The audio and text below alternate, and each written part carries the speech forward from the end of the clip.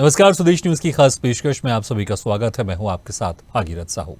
छत्तीसगढ़ में विधानसभा चुनाव के पहले वर्तमान सरकार का आखिरी विधानसभा सत्र काफी हंगामेदार रहने वाला है।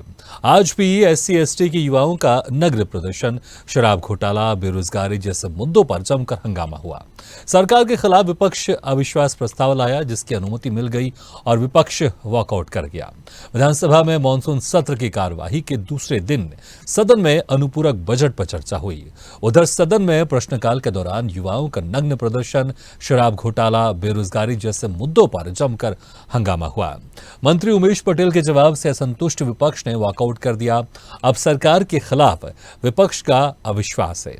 चर्चा होगी, देखेंगे कि क्या होता है।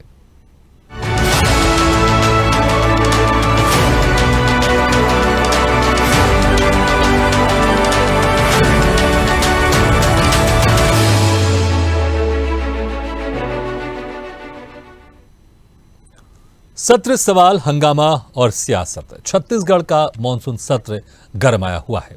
युवाओं के नग्न प्रदर्शन, शराब घोटाला, बेरोजगारी की गूंज सदन में दूसरे दिन सुनाई दी, तो वहीं शराब से जुड़े मामले सदन में गूंजे। जहरीली शराब पर टैक्स, शराबबंदी जैसे कई सवाल विपक्ष ने किए हैं।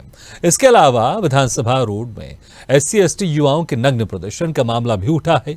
सरकार पक्ष से सही जवाब नहीं मिलने पर सदन में जमकर हंगामा करते हुए विपक्ष ने नारेबाजी की है। बेरोजगारी भत्ते को लेकर विपक्ष द्वारा सत्ता पक्ष से पूछा गया कि रोजगार कार्यालय में बेरोजगार के रूप में मेरा पंजीयन हो सकता है। इस पर सत्ता पर के सदस्यों ने चुटकी लेते हुए कहा कि पंजीयन जरूर होगा, लेकिन आप मत जाइएगा, इससे मैसेज अच्छा नहीं जाएगा। भत्ते को लेकर पूर्व मंत्री अजय चंद्राकर ने कहा, सरकार ने 2 आंकड़े प्रस्तुत किए जो प्राइवेट संस्था के हैं, जिनकी कोई मान्यता नहीं है। जो सरकारी आंकड़े हैं उनमें 18 लाख लोग बेरोजगार हैं। सरकार को 18 लाख लोगों को बेरोजगारी भत्ता देना चाहिए, जिस पर उप मुख्यमंत्री TS सिंहदेव ने कहा कि रोजगार कार्यालय में बेरोजगार कौन है, इसका पंजीयन नहीं होता। SC/ST युवाओं के जाति प्रमाण पत्र मामले में नग्न प्रदर्शन के मुद्दा सदन में गरमाया हुआ है, जिस पर विपक्ष ने पूछा कि ऐसी कौन सी स्थिति बन गई कि युवाओं को नग्न होकर प्रदर्शन करना पड़ा। युवाओं ने सरकार को अल्टीमेटम दिया था, इसके बाद भी उनकी मांगों को नजरअंदाज किया गया, जिस पर जवाब देते हुए TS सिंहदेव ने कहा कि नग्न अवस्था में प्रदर्शन करना उचित नहीं है। उनकी मांगे बिल्कुल जायज हैं कि गैर अनुसूचित जाति जनजाति के नाम पर गलत प्रमाण पत्र दिए गए हैं, तो इस कार्रवाई पर जरूर होना चाहिए, इस पर कार्रवाई।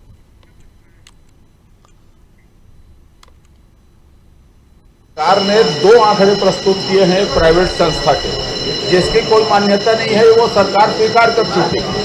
उसके बाद भी विधानसभा में उसको प्रस्तुत करना, ये सदन की अवमानना है। मैं तो जो सरकारी आंकड़े हैं आज की तारीख में, उसमें 18 लाख लोग बेरोजगार हैं। सरकार को 18 लाख लोगों को बेरोजगारी भत्ता देना चाहिए।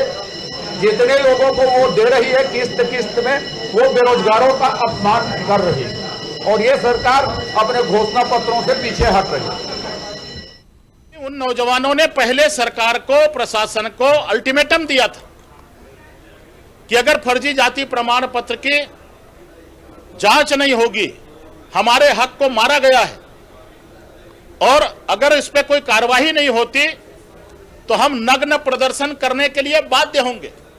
लेकिन उसके बाद भी प्रशासन मौन रहा, शासन चुप रहा। सरकार की LIB क्या करती रही, सरकार का गुप्तचर विभाग क्या करता रहा, और इसके लिए दोषी कौन है, इस पूरे घटना की उच्च स्तरीय जांच होनी चाहिए। जी, अर्धनग्न व्यवस्था में हम लोगों ने भी कुछ वीडियो रिकॉर्डिंग देखी, जिसमें कुछ युवा सड़क पे दौड़ रहे थे।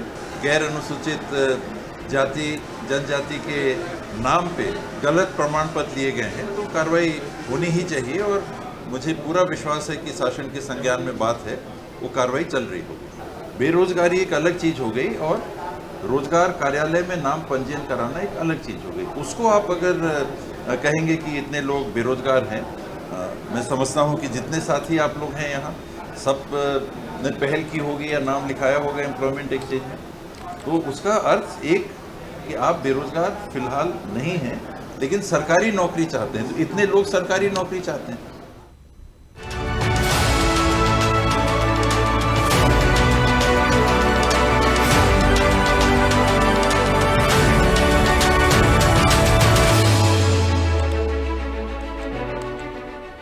ऐसी ही खबरों के लिए हमें लाइक करें, शेयर करें, फॉलो करें और यूट्यूब पर सब्सक्राइब करें और बेल आइकन दबाना ना भूलें। साथ ही ताजा अपडेट्स के लिए हमारी वेबसाइट स्वदेशलाइव.com पर जरूर जाएं।